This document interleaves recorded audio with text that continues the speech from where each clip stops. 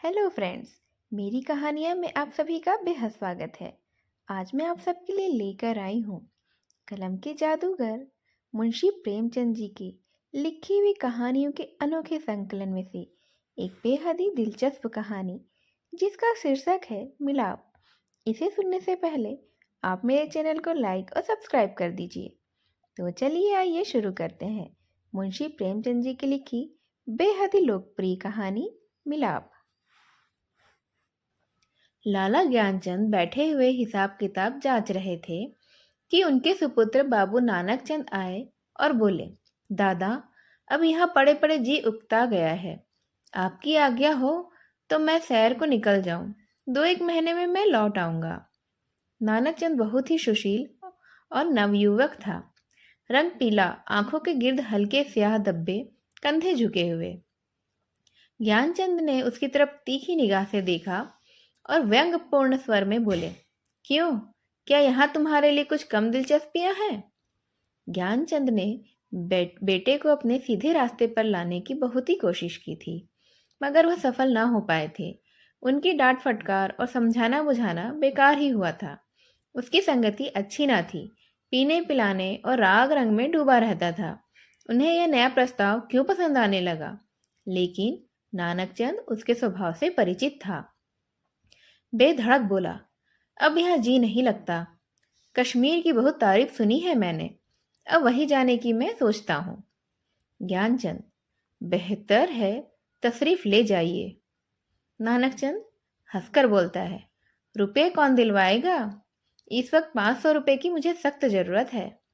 ज्ञानचंद, ऐसी फिजूल बातों का मुझसे जिक्र ना किया करो, मैं तुमको बार बार पहले ही समझा चुका हूँ। नानकचंद ने हट करना शुरू कर दिया और बूढ़े लाला इनकार करते रहे। यहाँ तक कि नानकचंद झुंझला कर बोले, अच्छा, कुछ मत दीजिए, मैं यूं ही चला जाऊंगा। ज्ञानचंद ने कलेजा मजबूत करके कहा, बेशक, तुम ऐसे ही हिम्मतवर हो, वहां भी तुम्हारे भाई बंधु बैठे हुए हैं ना? नानकचंद, मुझे किसी की परवाह नहीं है, आपका रुपया आप ही को मुबारक रहे। नानकचंद की यह चाल कभी पट नहीं पड़ती थी। अकेला लड़का था। बूढ़े लाला साहब ढीले पड़ गए। रुपया दिया, खुशामद की और उसी दिन नानकचंद कश्मीर की सैर के लिए रवाना हो गया। मगर नानकचंद यहाँ से अकेला न चला।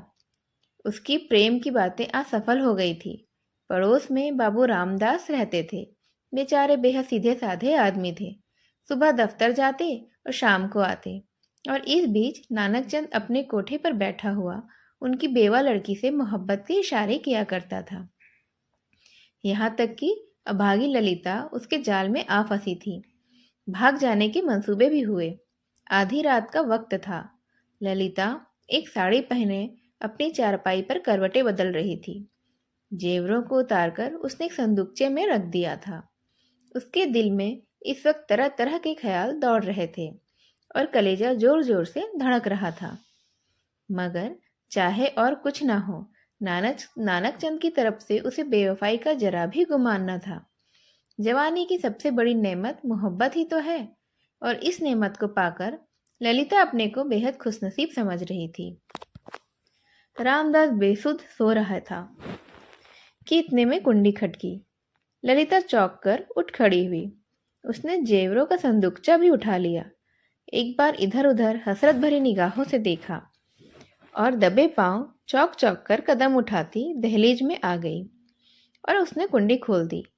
नानकचंद ने उसे गले से लगा लिया। बग्घी तैयार थी। दोनों उस पर ही जा बैठे। सुबह को बाबू रामदास उठे। ललिता कहीं दिखाई नहीं दी। घबराए, सारा घर छान मारा, कुछ भी पता न चला। बाहर की कुंडी उन्हें खुली देखी। बग्घी के निशान भी नजर आए। सिर पीट कर बैठ गए। मगर अपने दिल का दर्द किससे कहते भला? हंसी और बदनामी का डर जबान पर मोहर हो गया। मशहूर किया कि वह अपने ननिहाल को गई है। मगर लाला ज्ञानचंद सुनते ही भाप गए कि कश्मीर की सैर के कुछ और ही माने थे। धीरे धीरे यह बात सारे मोहल्ले में फैल गई, यहाँ तक कि बाबू रामदास ने शर्म के मारे आत्महत्या कर ली। मोहब्बत की सरगर्मियां नतीजे की तरफ से बिल्कुल ही बेखबर होती हैं। नानक चंद जिस वक्त बग्घी में ललित के साथ बैठा था तो उसे उसके सिवाय और कोई भी ख्याल नहीं था कि एक युवती मेरे बगल में बैठी है जिसके दिल का मैं मालिक हूँ। उसी धुन में वह मस्त था। बदनामी का डर, कानून का खटका, जीविका के साधन, उन समस्याओं पर विचार करने की उसे उस वक्त फुर्सत भी नहीं थी। हाँ, उसने कश्मीर का इरादा छोड़ दिया, कलकत्ते जा पहुंचा। किफायत शायरी का सबक न पढ़ा था। जो कुछ जमा था 2 महीने में ही खर्च हो गया।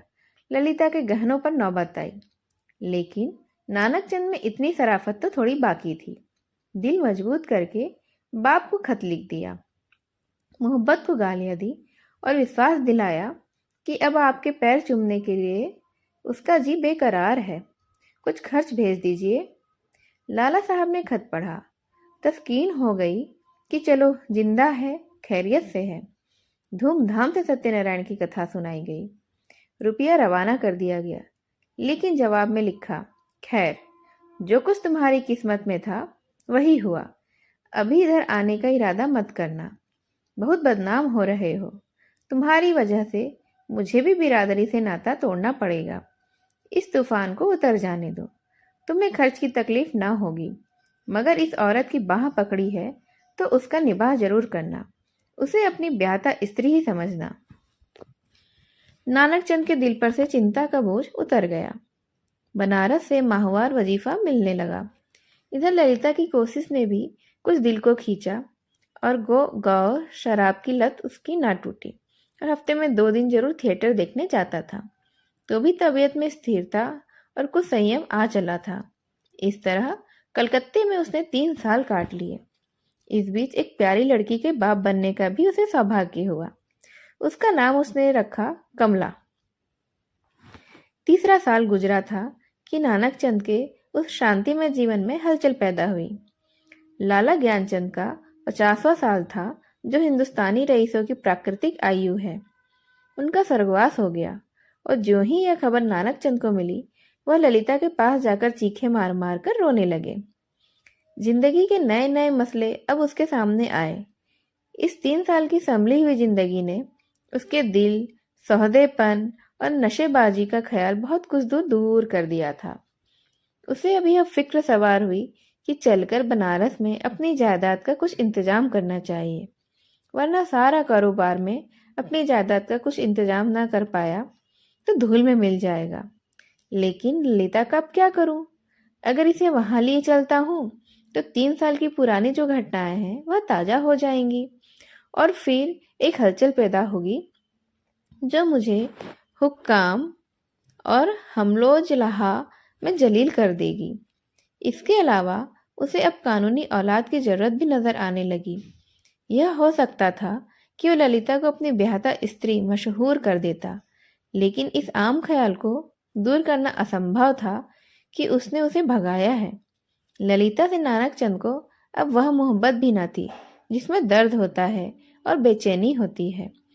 वह अब एक साधारण पति था जो गले में पड़े हुए ढोल को पीटना ही अपना धर्म समझता है, जिसे बीवी की मोहब्बत उसी वक्त याद आती है जब वह बीमार होती है।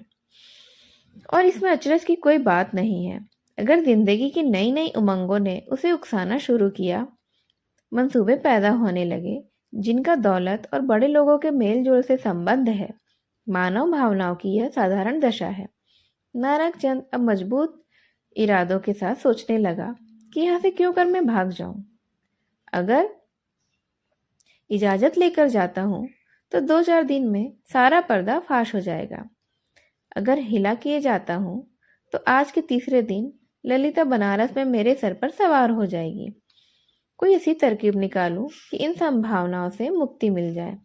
सोचते सोचते उसे आखिर एक तदबीर सूझी। एक दिन शाम को दरिया के शहर का बहाना करके चला और रात को घर पर न आया। दूसरे दिन सुबह को एक चौकीदार ललिता के पास आया और उसे थाने में ले गया। ललिता हैरान थी कि आखिर माजरा क्या है।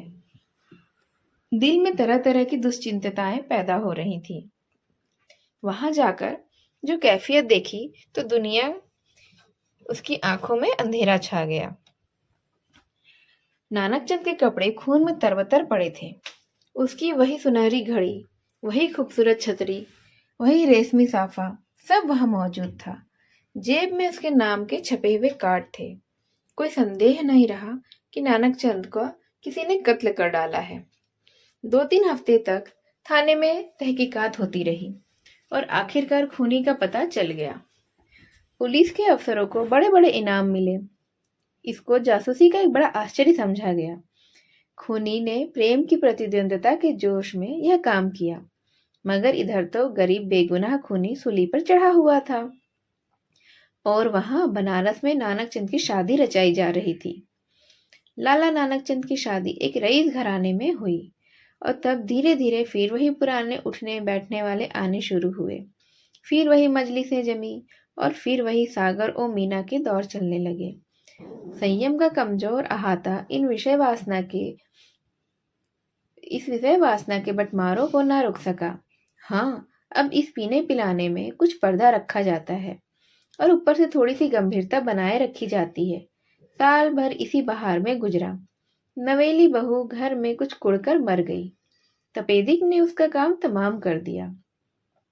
तब दूसरी शादी हुई, मगर इस स्त्री में नानकचंद की सौंदर्य प्रेमी आंखों के लिए कोई भी आकर्षण नहीं था। इसका भी वही हाल हुआ। कभी बिना रोए एक और मुंह में नहीं दिया। 3 साल में ही चल बसी। अब तीसरी शादी हुई। यह औरत बहुत सुंदर थी, अच्छे आभूषणों से सुसज्जित थी। उसने नानकचंद के दिल में जगह कर ली। एक बच्चा भी पैदा हुआ था और नानकचंद गृहस्थी के आनंदों से परिचित होने लगा। दुनिया के नाते रिश्ते अपनी तरफ खींचने लगे, मगर प्लेग के लिए ही सारे मंसूबे धूल में मिला दिए। पति प्राणा स्त्री मर गई। 3 बरस का प्यारा लड़का हाथ से गया और दिल पर ऐसा दाग छोड़ गया जिसका कोई मरहम न था। उच्चारण खिलता भी चली गई। अय्याशी का भी खात्मा हो गया। दिल पर रंजो गम छा गया और तबीयत संसार से विरक्त हो गई। जीवन के दुर्घटनाओं में अक्सर बड़े महत्व के नैतिक पहलू छिपे हुआ करते हैं। इन संयमों ने नानकचंद के दिल में मरे हुए इंसान को भी जगा दिया। जब वह निराशा के यातनापूर्ण अकेलेपन में पड़ा हुआ इन घटनाओं को याद करता तो उसका दिल रोने लगता और ऐसा मालूम होता कि ईश्वर ने मुझे मेरे पापों की ही सजा दी है। धीरे धीरे यह ख्याल उसके दिल में मजबूत होता गया। उफ, मैंने उस मासूम औरत पर कैसा जुल्म किया, कैसी बेरहमी करी, यह उसी का दंड है। यह सोचते सोचते ललिता की मायूस तस्वीर उसकी आंखों के सामने खड़ी हो जाती। वो प्यारी मुखड़े वाली कमला अपने मरे हुए सौतेले भाई के साथ उसकी तरफ प्यार से दौड़ती हुई दिखाई देती। इस लंबी अवधि में नानकचंद को ललिता की याद तो कई बार आई थी, मगर भोग विलास पीने पिलाने की उन कैफियतों में अभी उसका ख्याल जमने नहीं पाया था। एक धुंधला सा सपना दिखाई दिया और बिखर गया। मालूम नहीं होता दोनों मर गई हैं या जिंदा हैं।